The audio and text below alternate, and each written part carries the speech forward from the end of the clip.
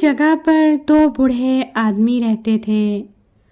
دونوں بیچارے ایک جھونپڑی میں رہتے تھے۔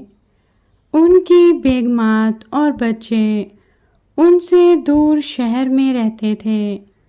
روز روز کی لڑائی جھگڑے سے تنگ آ کر ان دونوں بوڑھے آدمیوں نے اکٹھے رہنے کا فیصلہ کیا۔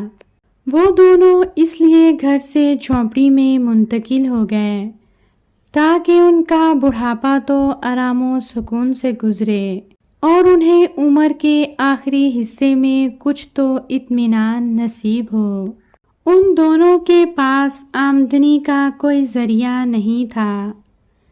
وہ دونوں اس لیے بھی کام نہیں کرتے تھے کیونکہ ان میں اتنی سکت اور ہمت نہیں تھی۔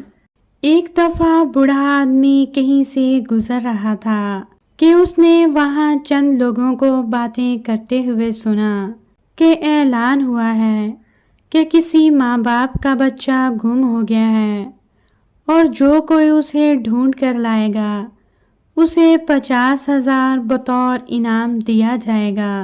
بوڑھے آدمی نے گھر آ کر اپنے ساتھی کو بتایا اور دونوں نے بچے کو ڈھونڈنے کا فیصلہ کیا۔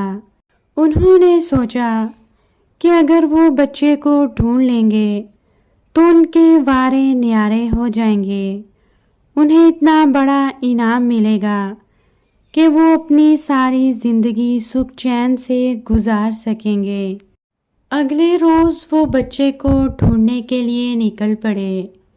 وہ بہت دیر تک بچے کو ڈھونڈتے رہے۔ آخر کار انہیں ایک جگہ پر بچہ نظر آیا جو بے ہوش تھا۔ وہ دونوں بچے کو اٹھا کر اپنی جھونپڑی میں لے آئے۔ تھوڑی دیر بعد بچے کو ہوش آ گیا۔ دونوں بوڑھے آدمی بچے کو ٹھیک دیکھ کر بہت خوش ہوئے۔ اس کے بعد وہ دونوں بچے کو اس کے ماں باپ کے پاس لے گئے۔ بچے کے والد نے دونوں کا شکریہ ادا کیا اور وعدے کے مطابق انہیں 50,000 روپے کا چیک دیا۔